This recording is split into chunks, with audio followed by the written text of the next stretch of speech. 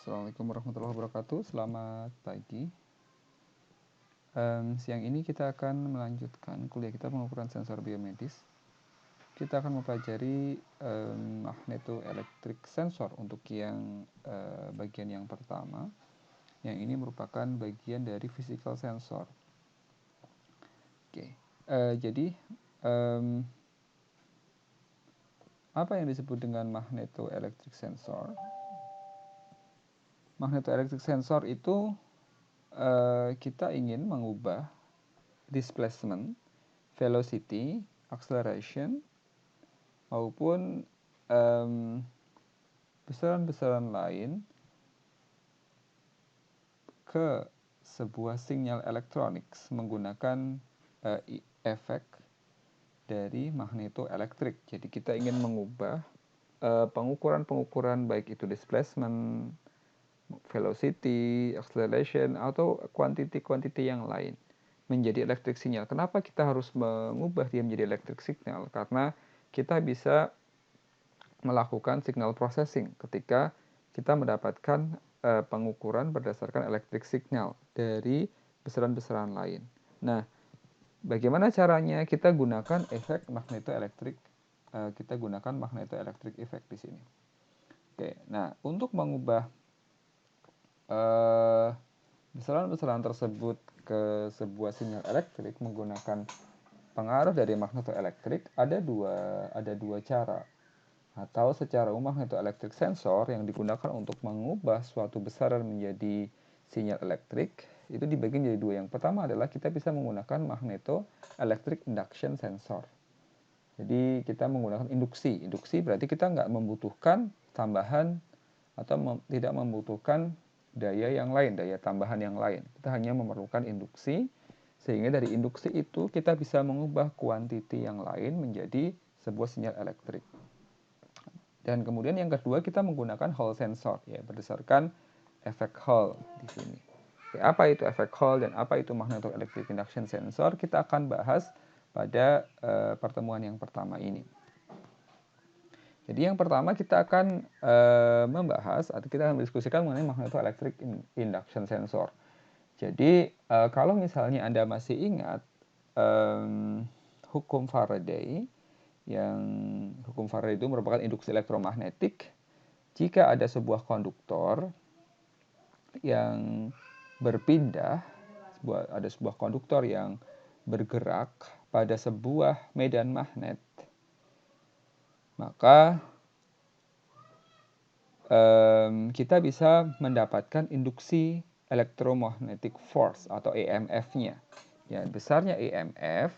Jadi jika misalnya kita punya sebuah kita punya sebuah konduktor dalam sebuah medan magnet yang stabil, maka yang arah dari medan magnet yang ada di konduktor tersebut adalah tegak lurus terhadap arah medan magnetnya, maka kita bisa mendapatkan EMF-nya, electromagnetic force, yang besarnya EMF E itu sama dengan perubahan flux dibagi perubahan waktu. E atau electromagnetic force itu sama dengan d flux per dt, sama dengan d flux. Kalau misalnya Anda masih ingat di pelajaran fisika, besarnya adalah B dikali L dikali dx dibagi dt, di mana B ini adalah besarnya medan magnet, ini besarnya medan magnetik. Kemudian L ini adalah panjang dari konduktornya. Dan dx ini adalah perubahan geraknya. Jadi kan tadi ada konduktor itu bergerak pada sebuah medan magnet yang tegak lurus, maka dx per dt ini adalah pergerakan konduktor tersebut pada medan magnetnya. Ini disebut dx per dt. Nah, kita bisa ketika misalnya kita gerakkan, kalau pergerakannya dia ke kanan dan ke kiri, maka kita bisa menggunakan persamaan ini. Kalau misalnya pergerakannya itu melingkar atau circles, jadi sebuah konduktor digerakkan melingkar pada sebuah medan elektromagnetik, maka besarnya E besarnya E untuk gerakan yang melingkar itu E itu sama dengan minus omega D omega per dt. Oke. Di mana omega itu adalah pergerakan. Omega itu kan 2 V kali F ya. Jadi pergerakan, berapa frekuensi pergerakan konduktor tersebut di sebuah medan magnetik. Kemudian d omega per dt itu adalah perubahan pergerakannya terhadap waktu. Nah,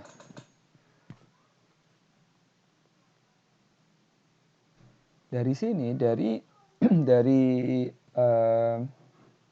model dari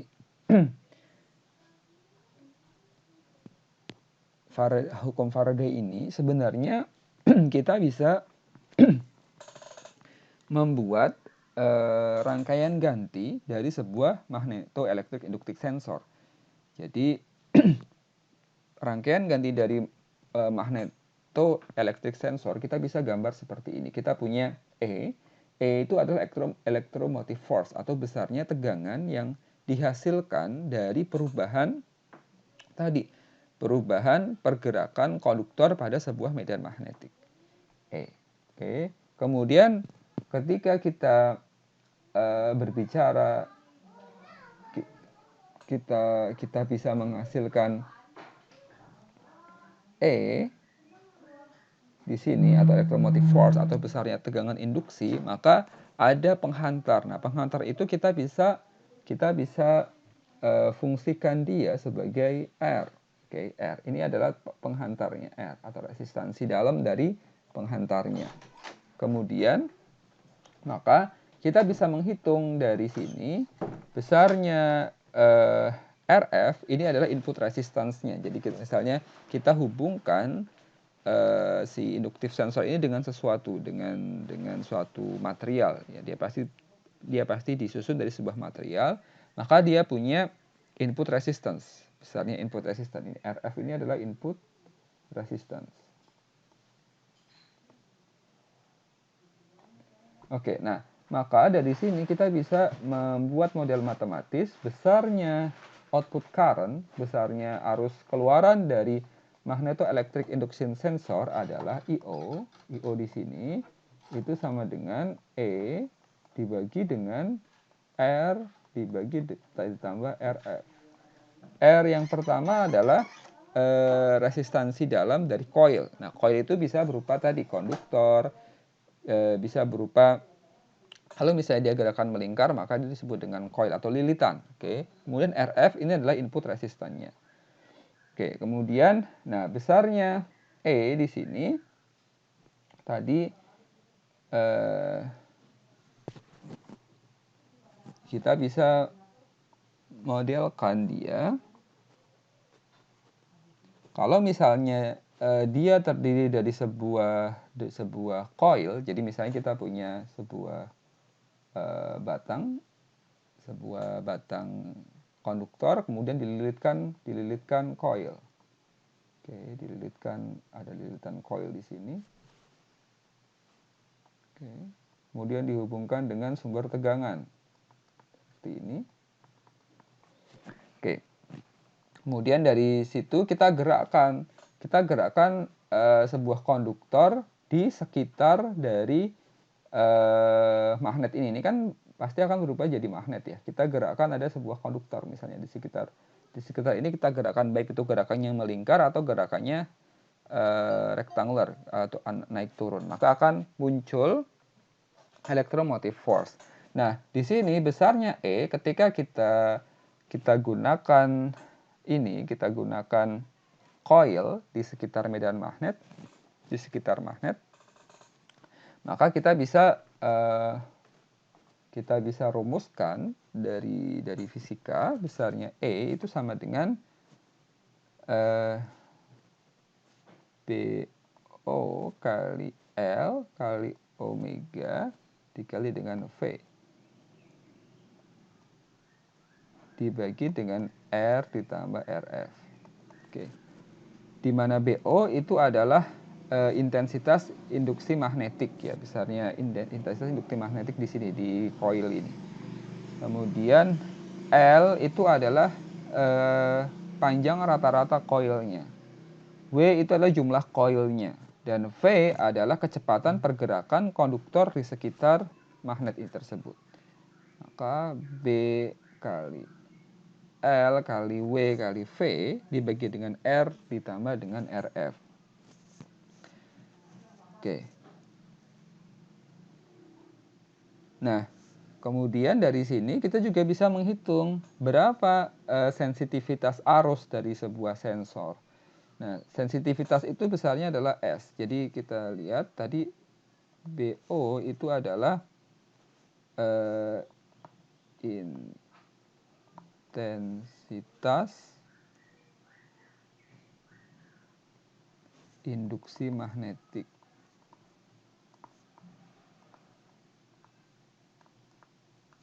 Kemudian L itu adalah panjang rata-rata ya. Panjang rata-rata coil. Oke. Kemudian W itu adalah jumlah coil. Kemudian tadi R itu adalah resistansi coil. R ini resistansi coil ya. Ini resistansi coil dan RF itu adalah input resistance. Maka kita bisa menghitung tadi berapa sensitivitas dari sensor ini. Atau SI sensitivitas itu sama dengan IO dibagi dengan V. Maka dari persamaan ini kita bisa dapat besarnya sensitivitas itu sama dengan BO L W dibagi dengan R ditambah dengan RF. Ini adalah sensitivitas dari sensor tersebut. Jadi dibagi dengan V. Nah, oke.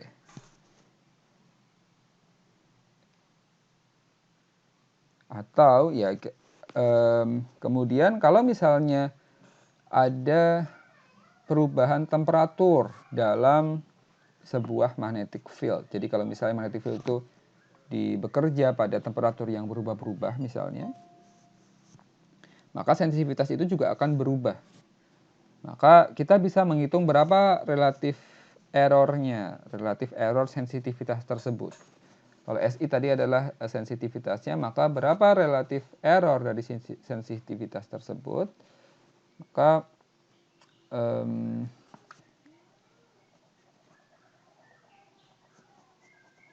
kita bisa hitung relativitas error dari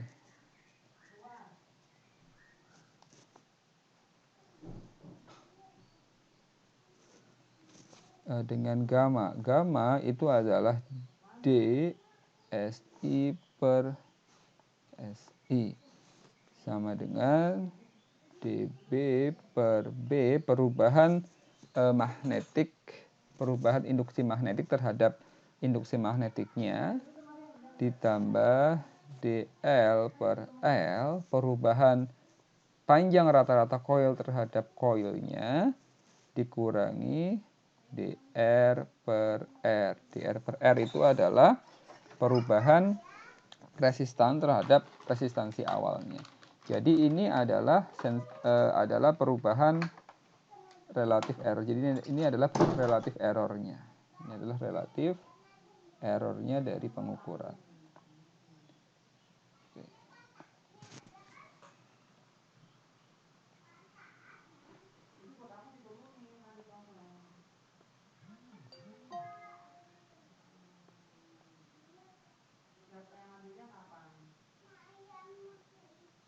Oke. Nah, Saat kecepatan coilnya, perubahan coilnya, yang ini adalah coilnya ya, ini coil yang saya arsir warna merah, ini adalah coilnya. Saat perubahan kecepatan coilnya terhadap magnet permanennya, ini magnet permanen N sama S itu meningkat, maka besarnya saat kecepatan meningkat berarti V, berarti kecepatannya kan V ya, ini V-nya meningkat, maka yang terjadi apa? Yang terjadi adalah electromotive force-nya atau E-nya itu akan naik. Sehingga arusnya juga akan naik. Saat V-nya meningkat di sini, maka E-nya akan naik, maka IO-nya juga akan naik.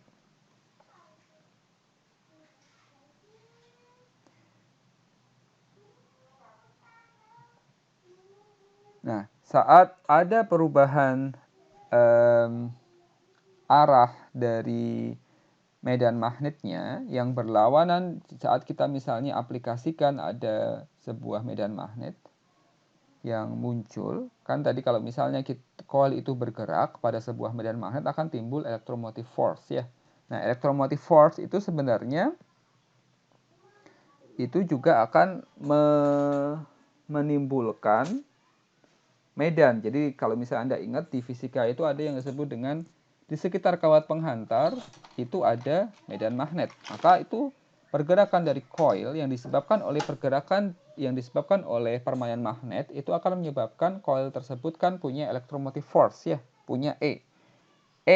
Kita punya R, punya resistansi, maka kita bisa mengenerate currents. Nah, ketika kita bisa mengenerate currents, maka di sekitar kawat tadi, sekitar coil ini yang saya warna merah, maka di situ juga akan muncul medan magnet baru. Medan magnet baru itu arahnya itu berlawanan dengan medan magnet yang ditimbulkan dari permanen magnetnya, yang ini yang gambar yang N sama S-nya. Nah, ketika itu muncul, ketika medan magnet baru itu muncul karena di sekitar kawat pengharus, maka itu akan dengan arah yang berlawanan dengan permanen magnetnya, maka akan melemahkan besarnya total dari magnetic field-nya. Jadi total dari magnetic field-nya adalah magnetic field yang ditimbulkan dari permainan magnet dikurangi dengan magnetic field yang muncul di sekitar kawat pengharus. Akibat perbedaan arahnya, maka besarnya total dari magnetic field-nya akan berkurang. Jadi misalnya kita anggap permainan magnet itu punya magnetic field B, kemudian sekitar kawat pengharus punya magnetic field B kecil, oke, maka totalnya ini kan jadi B dikurangi B. Ya kan, ini total dari magnetic field-nya. Nah, itu akan mengurangi sensitivitas. Dari sensornya. Sebaliknya, jika misalnya magnet yang ditimbulkan di sekitar coil tersebut arahnya sama dengan medan magnet yang ditimbulkan dari permainan magnetnya, maka dia akan meningkatkan T. Jadi kalau misalnya arahnya sama, maka dia akan jadi ditambah sehingga T-nya semakin tinggi. Ketika T-nya semakin tinggi, maka sensitivitasnya juga akan semakin naik. Nah, semakin tinggi sensitivitasnya, maka arusnya juga akan semakin tinggi. Sehingga karena arusnya semakin tinggi, apa yang terjadi? Perubahan sensitivitas tadi akan meningkatkan relative error-nya. Jadi tadi kalau misalnya satunya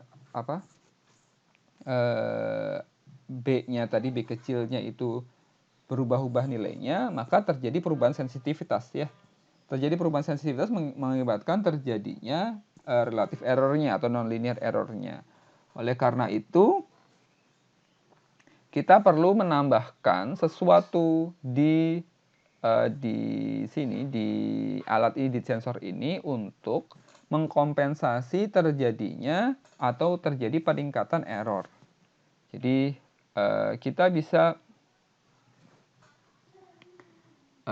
menambahkan compensation coil di strukturnya. Jadi kalau misalnya nanti Anda melihat ada sebuah struktur magnetoelectric induction sensor yang di situ ditambahkan compensation coil.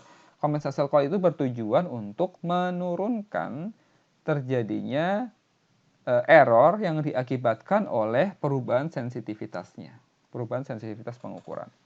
Jadi Anda bisa melihat kalau misalnya di buku acuan dari Biomedical Sensor and Measurement di gambar 3.39, Anda bisa melihat ada compensation coil di situ. Yang fungsinya compensation coil di situ adalah untuk tadi mengurangi meningkatnya relatif error yang disebabkan oleh perubahan sensitivitas.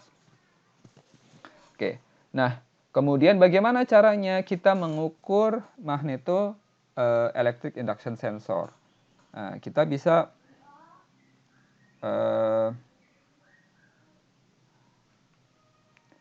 bisa menggunakan ini.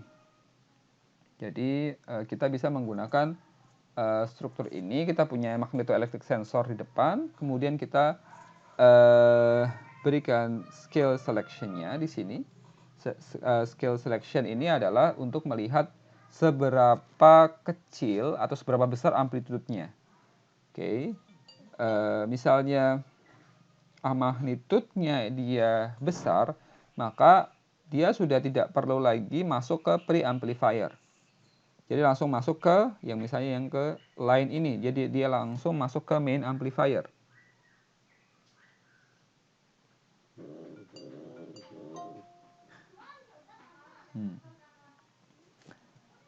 Tapi kalau misalnya scale selection-nya misalnya amplitude yang dibaca oleh sensor kecil, maka dia masuk ke preamplifier.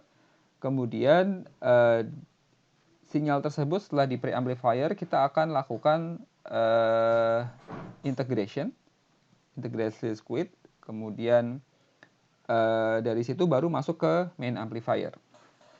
Jadi integrasi circuit ini berfungsi untuk mengkondisikan si pembacaan sensornya supaya ketika dia masuk ke main amplifier kita bisa baca pembacaan sensornya sehingga kita dengan mudah bisa melihat kemudian merecord di display and recording di sini. Oke. Kemudian bagaimana aplikasinya di bidang biomedicine atau biomedical application? Ada yang disebut dengan magnetic blood flow meter misalnya. Jadi kita bisa gunakan untuk mengukur ini blood flow meternya. Jadi kita punya, kalau misalnya Anda lihat di gambar yang A, kita punya dua elektroda di sini, elektroda di atas sama elektroda di bawah. Kemudian kita berikan sebuah uniform magnetic field, jadi magnetic field yang seragam di situ. Atau flow-nya, jadi kita punya konduktor ya, dia blood-nya itu akan mengalir di konduktor ini. Kemudian kita berikan medan magnet seragam. Jadi medan magnet ini kalau itu berarti ke sini ya. Kalau di sini seperti ini, medan magnet seragam di sini. Oke. Kemudian kita tambahkan excitation current-nya untuk membangkitkan medan magnetnya. Kemudian kita tambahkan core di sini.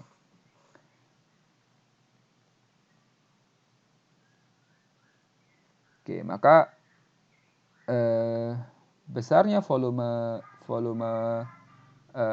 flow rate-nya dari darah itu akan kita bisa tentukan menggunakan magnetoelectric sensor di sini yang kita buat di sini. Kita tambahkan sebuah struktur seperti ini.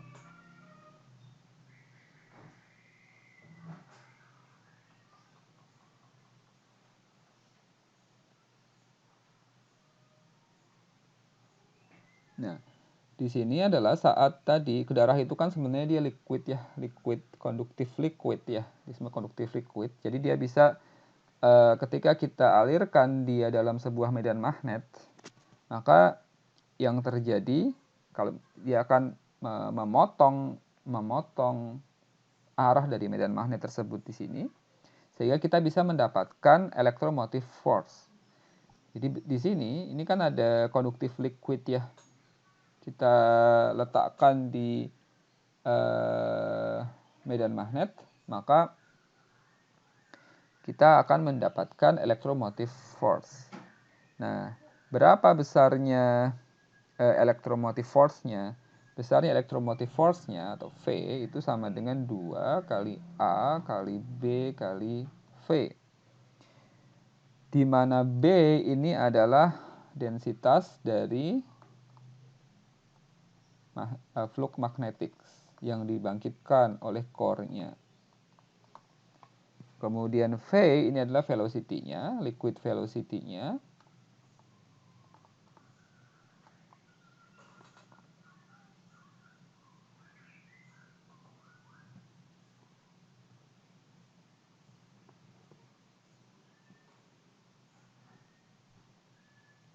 Oke, kemudian V ini kan electromagnetic force-nya ya.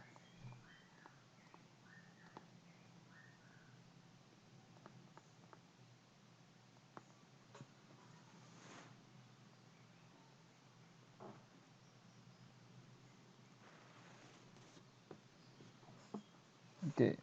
Nah, kalau misalnya kita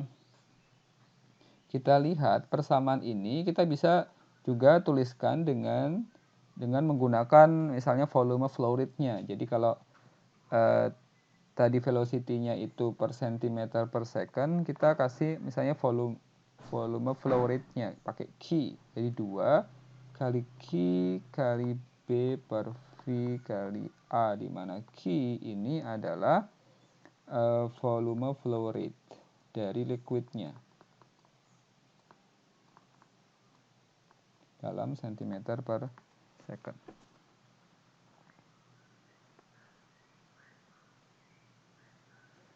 Maka, nah, kalau misalnya kita gunakan alat ini untuk mengukur flow meter dari darahnya, maka